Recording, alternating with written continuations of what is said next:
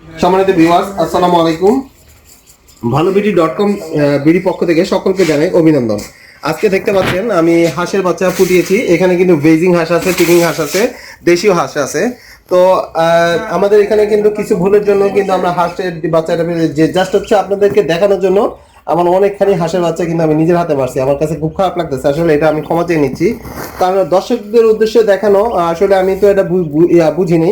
সেই ক্ষেত্রে আমার এখানে টোটাল ডিম দেওয়া ছিল আপনার 100টা, তার মধ্যে কি 12 ডিম ছিল, যেটা হচ্ছে বীজ আসে নাই, সেইটা এখান থেকে 30টা। এখানে প্রায় 15 থেকে 20-16টা ডিম আপনার নষ্ট হয়েছে, আমি গণা কাউন্টেড করা মোটামুটি। ঠিক আছে, ধরেন সর্বোচ্চ আমার 20টা ডিম নষ্ট হয়েছে।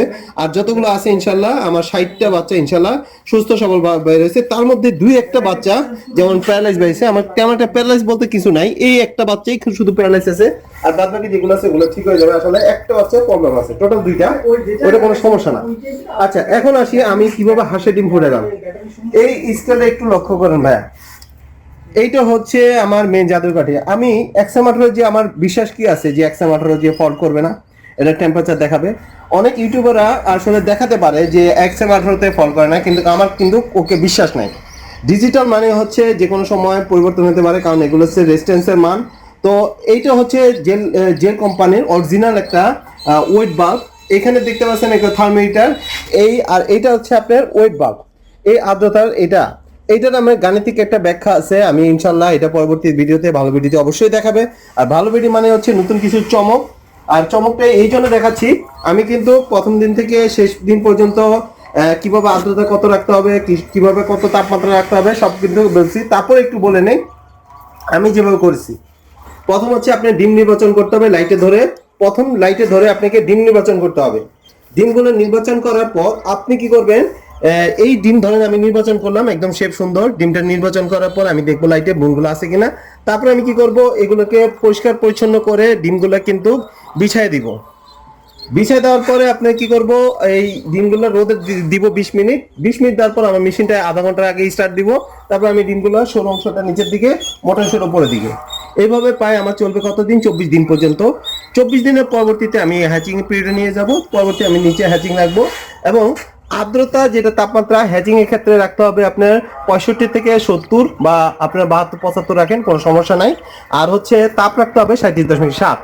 প্রথম আর্দ্রতা দিতে হবে আপনার 50 থেকে 52, এবং প্রথম সপ্তাহে এবং তাপ দিতে হবে 38.2। এবং আপনারা আমাদের এইখান থেকে কিন্তু ভালো বাড়ি থেকে এই ওয়েট বাল্বগুলো পাবেন। এগুলো কিনলে কিন্তু আপনি অ্যাকুরেট তাপমাত্রা, অ্যাকুরেট আর্দ্রতা পাবেন, যেটা আপনার হাঁসের বাচ্চা ফুটানোর ক্ষেত্রে খুব সহায়ক ভূমিকা পালন করবে। তো এখানে দেখতে পাচ্ছেন আমি কিন্তু অনেক বাচ্চাগুলো কিন্তু দেখতে পাচ্ছেন ব্রুডিং করব। আমার ব্রুডিং এর ঘরটা একটু যদি দূর থেকে একটু দেখাই, আমি কিভাবে করছি। এত উঁচা বক্স নিলাম যাতে আমার উপরটা কি করবে, আমার খোলা থাকবে, কিন্তু আমার নিচের তাপটা যাতে পরিপূর্ণ পায়। এটা হচ্ছে কথা, কারণ বাতাসে যদি ওদের যদি তাপটা সঠিক পায়, তাহলে এই বাচ্চারা সুস্থ সবল হবে। ব্রুডিং যদি কারো পারফেক্ট থাকে, ব্রুডিং ঘর যদি কারো পারফেক্ট থাকে, তাহলে একটা মনে রাখবেন আপনি কিন্তু ওই বাচ্চার থেকে পরবর্তী একটা ভালো একটা প্রজন্ম পাবেন। তো কি ব্যবস্থাপনা আমরা দেই, আমরা কিন্তু অনেক ভালোভাবে চেক করে দেই, এবং মেশিনে আমাদের 200 সেটার, এটা কিন্তু আমরা বাস্তবে প্র্যাকটিক্যাল দেখাইছি। এই দেখতে পাচ্ছেন, আমরা যদি ডায়াগ্রাম দেখাইতাম, যদি আমরা মনে করেন আর থেকে ডিম বাচ্চা এনে সংগ্রহ করতাম, তাহলে কিন্তু এই যে দেখেন ডাস্ট, এই যে হাঁসের ডাস্ট, ঠিক আছে, প্রচুর চতুর্দিকে ছড়াই গেছে। পিছনে দেখেন টয়লেট পয়েন্ট ভর্তি। মানে আমরা কিন্তু ইনশাল্লাহ 70-এর উপরে পার্সেন্টেজ পাইছি, আলহামদুলিল্লাহ। আলহামদুলিল্লাহ, কথা বলছেন। তো আমাদের থেকে যে সকল বাইরে মেশিন নেবেন, তারা অবশ্যই ভালোবিডি.com থেকে ইনশাল্লাহ নিতে পারেন, ইনশাল্লাহ নির্দ্বিধায়।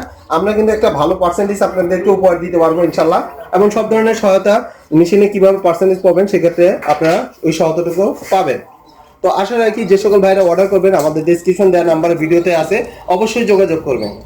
আর আপনাদের হাঁসের ভিডিও ক্ষেত্রে আমাদের থেকে মেশিন নিলে আমরা সব ধরনের সহযোগিতা করে থাকবো ইনশাল্লাহ।